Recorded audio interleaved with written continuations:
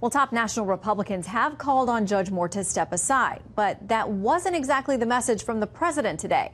So how does the GOP handle the controversy? Congressman Mark Walker of North Carolina joins us live. He chairs the Republican Study Committee, a caucus of more than 150 House conservatives. Great to have you live with us tonight. Shannon, thanks. Glad to be here. This is something that seems to reach across the political spectrum. There are bad actors all across on both sides of the aisle. How do you think we got here? Well, I don't think this has anything to do with Republican or Democrat. Specifically in this case, I've watched over the years, and I spent 18 years as a pastor before arriving to Congress, now in my second term, very privileged to chair the RSC, and I've talked with some of the guys. When you surround yourself with people who a lot of times tell you how great you are every day, you begin to believe that hype. Specifically in the Roy Moore situation, there were two pivotal moments. When Sean Hannity asked him a week and a half ago, did you date high school girls? And he said, generally, no. That was a flag. And then I watched the full 8 minutes of the Savannah Guthrie interview of Miss Gorfman there. That's a very powerful testimony, and it should be concerning to us all. So where do you think you go with this then? Because the president said today, hey, listen, he denies all of this, and he talked about his opponent saying we don't need another liberal. I mean, obviously that vote, if the Democrat is seated, hurts his agenda, whether it's taxes, repealing Obamacare, or anything else. It sounds like he's at least open maybe to the idea of actually campaigning for more.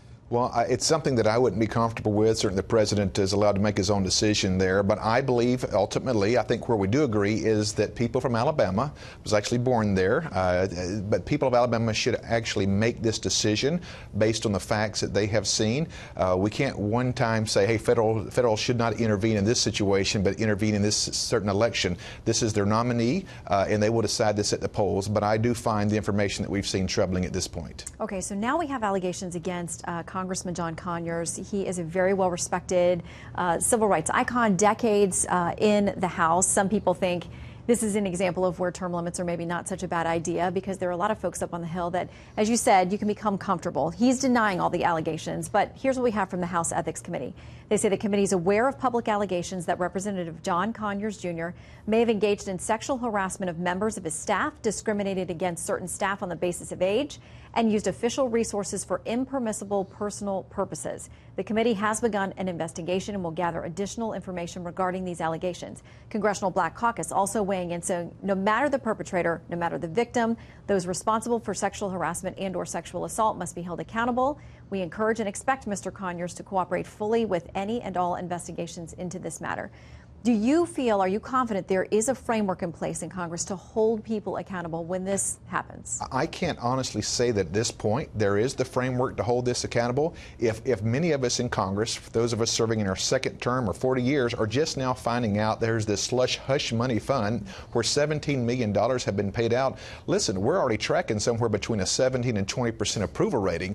And beyond just approval rating, this is a moral injustice for people, taxpayers' dollars, to be able to be provided and paid out to some of these people who obviously have had rogue behavior. Now, I want these people outed. At the same time, and I'm reflecting again on the pastoral history, you want to make sure that you don't out some of the victims. This is a very sensitive time, so you have to be able to draw that fine line to make sure that people are being exposed without creating any more damage that's already been done to some of these victims. I know a lot of what happens, like with the House Ethics Committee and other investigative bodies, until they decide to release a report, it is confidential information. The same thing we're hearing about this slush fund, which those claims weren't all sexual harassment in nature. They were other workplace issues. But for those who have been accused of this kind of behavior, and there's been some finding, a settlement or wrongdoing, in what cases do you think those names of those members should be public? Oh, I think they should be public, and I think they should resign. If you create a situation where taxpayers' dollars are going to pay for settlements based on your indiscretions,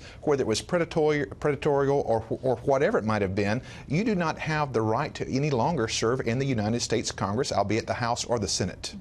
Do you feel like, because there's been such a conversation over the last 10, 20 years, I would say, that we shouldn't be voting for people based on morality?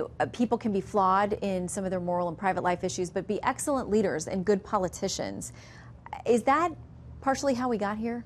Probably a little bit. You go back, and I don't want to go through the talking points, but you look at the Clinton era and the defense when some of the evidence really clearly shown that there were things going on. We've seen that begin to turn now, and I hope that ultimately it puts us in a place where we have more protection for those being harassed or discriminated against. the United States Congress ought to be leading the way when it comes to integrity. Draining the swamp, when I first decided to run for Congress 3.5 years ago, I had no idea. I thought it was only from a political front. Now we see there's immoral behavior to a degree that I think surprises and shocks many of us. Well, we're glad that you're willing to have this conversation and keep us apprised of changes and things that are happening on the Hill, because we know you are among those who are trying to have some transparency with this, regardless of party. Listen, we're all grateful for God's grace, but that doesn't go down party lines either. So exactly. We all need it. That's for sure. All right, Congressman, great to have you with us. Thanks for coming in. Certainly.